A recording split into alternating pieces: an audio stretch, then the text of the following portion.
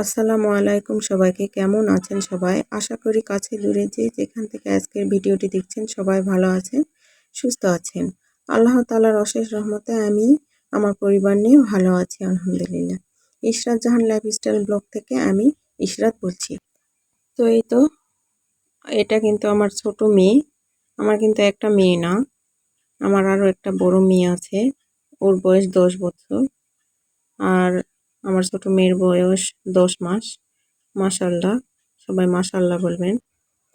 তো আল্লাহ তাআলার কাছে অনেক শুকরিয়া যে তিনি আমাকে 2টা কন্যা সন্তান উপহার দিয়েছেন আলহামদুলিল্লাহ।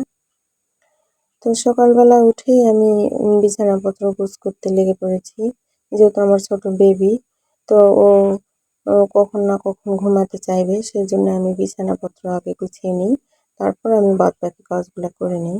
তো এই রুমটা দেখছেন, এখানে কিন্তু আমার ছোট মেয়ে আর আমি ঘুমাই। তো ওই রুমে আমার বড় মেয়ে আর ওর বাবা ঘুমায়, দুজনে ঘুমায়। তো রাত্রে যেহেতু ঘুমাতে দেয় না আমার ছোট মেয়ে, রাত্রে ঘুমাতে ঘুমাতে অনেক দেরি হয়, লেট করে। তো ওদের তো কাজের শরীর, আবার বড় মেয়ে স্কুলে যায় সকালবেলা উঠে, তো ওকে তো ঘুমাতে হবে, সেজন্য ওরা আলাদা রুমে ঘুমায় আর আমরা মা মেয়ে রুমে ঘুমাই। তো সকালবেলা উঠে আমি নিজের রুমটা আগে গোছ করে নিই। তো ওরা উঠতে একটু লেট করে, দেরি করে। আর আমার তো ছোট মেয়ে সকালে ঘুম থেকে উঠে পড়ে। তো সেই জন্য ওদেরকে আর ডাকি না, ওরা যখন ওঠে তখন আমি ওই রুমটা গুছিয়ে নিই। আমি রুম গুছিয়ে ফেলে আমি রান্নাবান্নার কাজে চলে যাই, বাড়ির বাদবাকি কাজ করি। যেহেতু আমাদের গ্রাম অঞ্চল, তো এখানে হাঁস মুরগি, গরু বাছুর এগুলো আরো অন্যান্য কাজ থাকে, সেগুলো করতে হয়। তো আমি সকালবেলা উঠে আগে চেষ্টা করি যে নিজের রুমটা গুছিয়ে ঝাড়পত্র দিয়ে তারপর বাদবাকি কাজগুলা করব। তো বাচ্চাকে দেখা গেল যে খেলতে দিই, দিয়ে কাজগুলো করে নিই আমি। হয়তো দেখেন বাপ মেয়ে মিলে দুজনে ঘুমাচ্ছে, তো আমি এর ফাঁকে কাজগুলো করে নিই।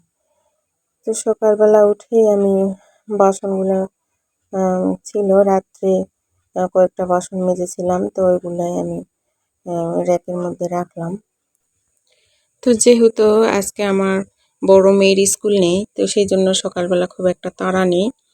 তো বলতে গেলে আমি যে প্রতিদিন ওকে নাস্তা বানিয়ে দিই সেরকম হয় না। ছোট বাচ্চা নিয়ে সকালবেলা উঠে ওকে নাস্তা বানাতে পারি না। তো বাড়ির কাছে বাজার, তো সেখান থেকে দেখা গেল কোনোদিন পুরি এগুলো, খিচুড়ি এগুলো নিয়ে এসে খায় ও। আবার কোনোদিন বাসায় বানিয়ে দিই, ও খায়, স্কুলে যায়। আমি ছোট বেবি নিয়ে করতে পারি না সকালবেলা উঠে রান্না। তো আমার রান্না করতে একটু লেট হয়ে যায়।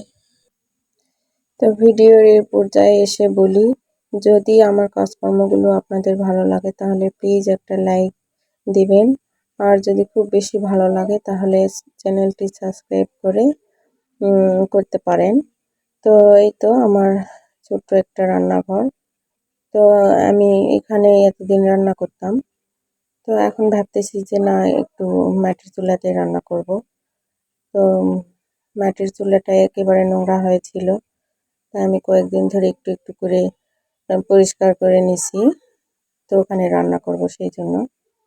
তো বলতে গেলে কালকে রান্না করেছি একদিন, প্রথম দিন আমি রান্না করেছি, খুবই কষ্ট করে রান্না করেছি, কারণ অনেক দিন ধরে আহ, সেই চুলাটা জ্বালানো হয়নি। তো অনেক কষ্ট করে জ্বালিয়েছি। তারপর লেট হয়ে গেছে, অনেক রান্না করতে করতে অনেক লেট হয়ে গেছে আমার। তো ভাবতেছি এখন থেকে ওখানে রান্না করব। আমার কিন্তু দুটো রান্নাঘরই খুব বেশি পছন্দের। আমি অনেক শখ করে এই রান্নাঘর দুটো বানিয়েছিলাম।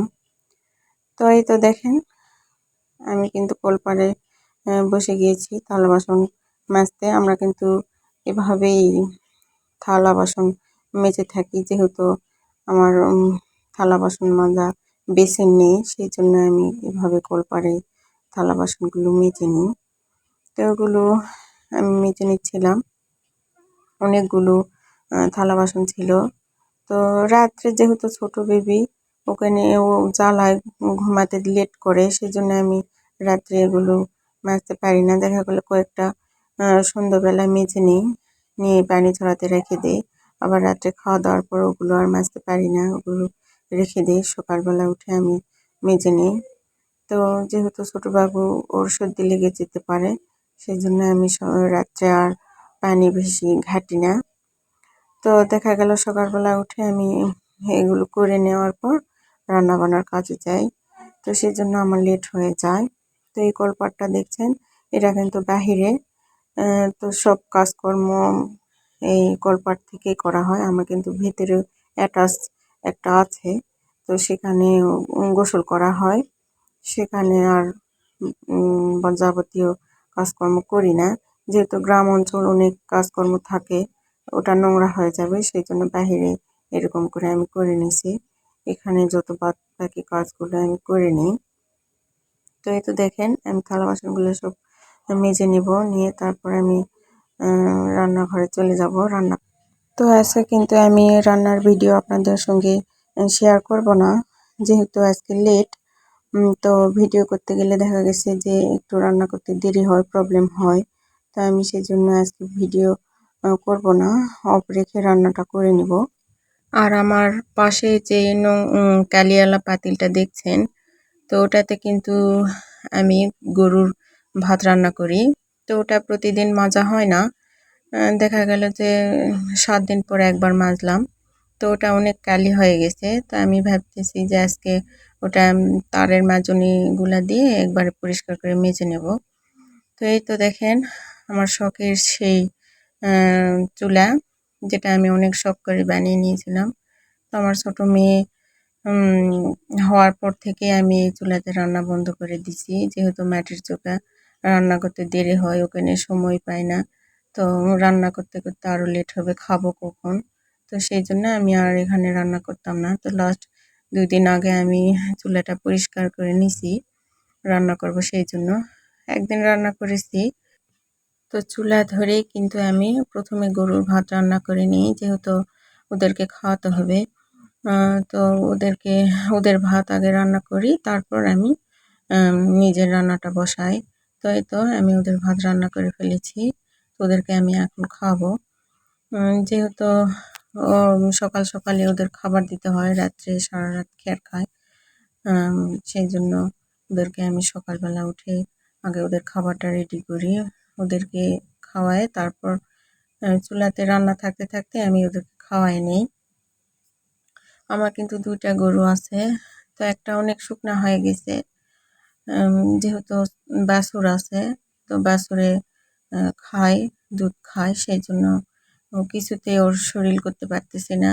খাবার দিয়েও দেখা গেছে যে সব দুধ হয়ে বের হয়ে যাচ্ছে, বাছুরে খাচ্ছে।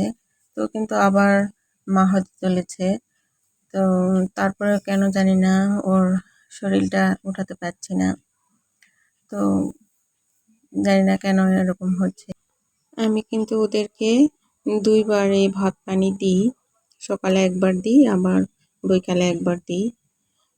তো 2 বার দিই ওদেরকে খাবার।